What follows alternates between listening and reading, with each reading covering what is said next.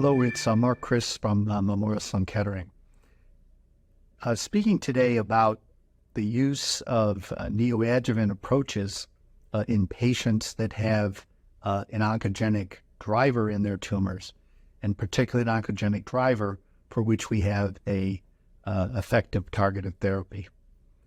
For many years, I've been an advocate of treating patients with oncogenic drivers in the perioperative setting with targeted therapies. I think that approach has been supported by the lack of substantial benefit from checkpoint inhibitors in patients with targets, both EGFR and ALK.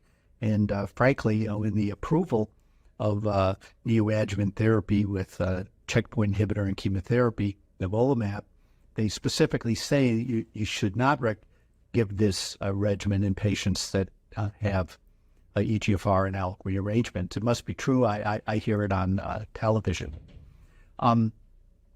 However, the trials that have been proposed, and I've been involved in creating many of these trials, have generally given single-agent checkpoint inhibitors. And there's like a regulatory reason for doing that. But in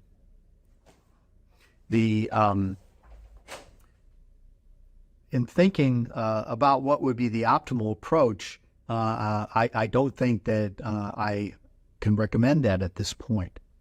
Please remember, the goal in these patients is not to lengthen a time free of cancer per se, not to lengthen length of life per se. It is to cure the patient. And when that is the goal, there clearly needs to be every little edge, every modality that we have to improve the chance of curing the patient. And I think the data is pretty clear, and I think it's clearest for EGFR that chemotherapy needs to be part of the mix with the TKI. What do I base that on? Well, first, please remember that in one of the original trials that put gefitinib on the map, it was compared to chemotherapy. And in the cohort of patients that had an EGFR mutation, their response to chemotherapy was double that of patients that did not have an EGFR mutation. So there's something inherent about the presence of the EGFR mutation that imparts a greater sensitivity to chemotherapy. I think all of you have seen, but largely ignored, the two clinical trials, one from India, one from Japan, showing gefitinib with chemotherapy, prolonged disease-free survival, and also prolonged overall survival. That data came out in 2019, has not been widely adopted.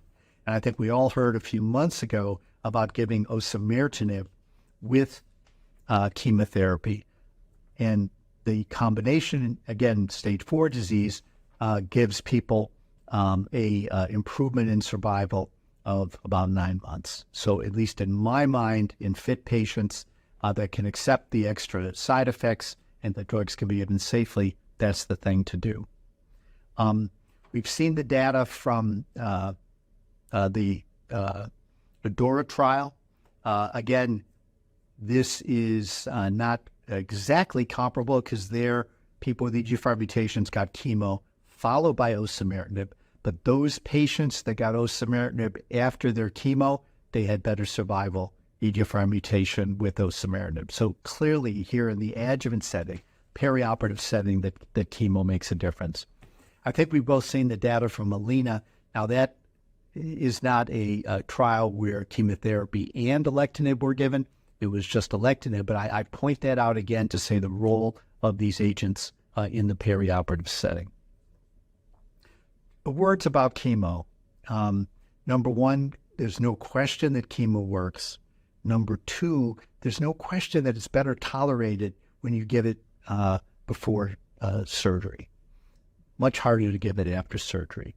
I think the data about giving osimertinib and chemotherapy that it's safe is quite clear from the stage 4 setting, and those of you that have done that already have seen that it's not a particular issue. Also, chemotherapy is something we're much better at handling now. Remember, most people with OC, they get pemetrexed by giving B12, by giving folic acid. You help ameliorate the side effects, and also by giving optimal 4-drug antiemetics, you pretty much can make vomiting go away and do a hell of a good job in getting rid of nausea as well.